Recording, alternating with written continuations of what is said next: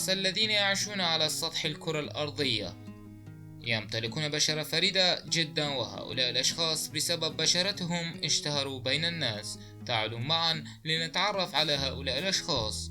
أغرب بشرات على وجه الكرة الأرضية. قبل بدء بالحديث نتشرف باشتراكك معنا.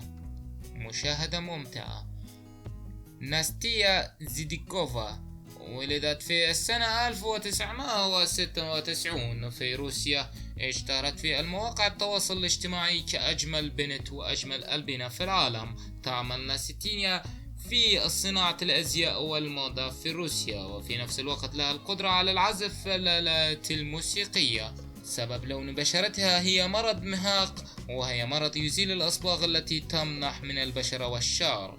بالرغم من صغر عمرها كانت نظرات الناس لها غير جميلة ومكروهة، ولكن استطاعت بالتحدي والإصرار إلى وصول القمة. حاليا تشتهر في المواقع التواصل الاجتماعي.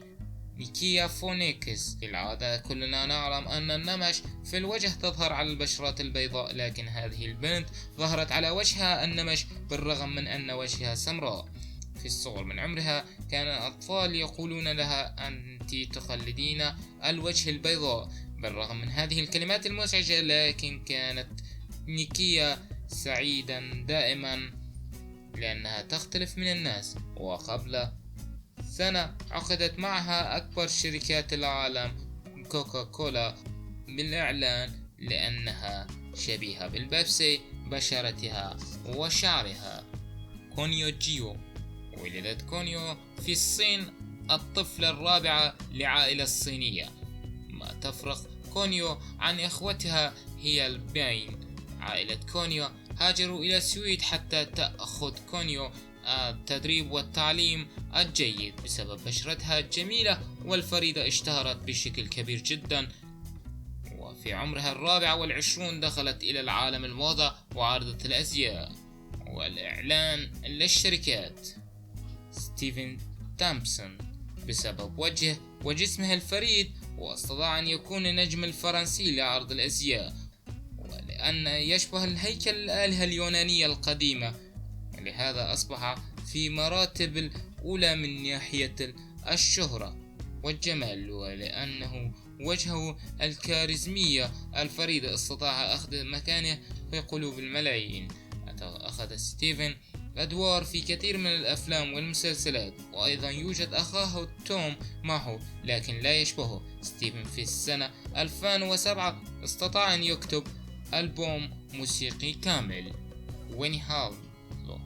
في السنة 4 من عمرها ظهرت بقعة بيضاء غريبة على جسم ويني.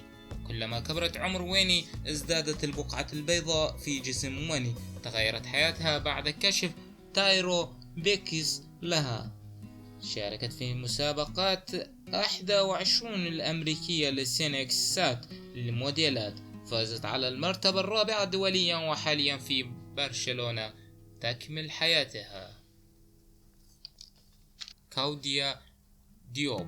كاوديا واحدة من أجمل وأشهر المونديليس الأفريقية بسبب وجهها السمراء الكثيفة. عانت كثيرا من معاناة في الصغر من عمرها، ولكن الآن اشتهرت ودخلت إلى قلوب الملايين بسبب لون بشرتها المختلفة عن باقي الناس. وفي مقابلة لها قالت: كلما سمعت الكلمات الجارحة بسبب وجهي في الصغر من عمري أحببت نفسي أكثر وأكثر، ولهذا اليوم وصلت ما كنت أحلم به من مال وشهرة. وحاليا في انستغرام حصلت على أكثر من 500 ألف إعجاب.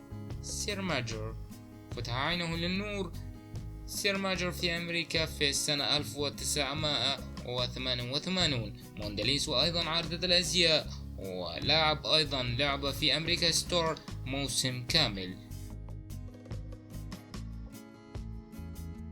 بسبب بشرتها البين عانى كثيرا في مراحل دراسته من أقوال الناس، ولكن حاليا سعيد جدا لأنه بسبب بشرته استطاع الوصول إلى حلمه.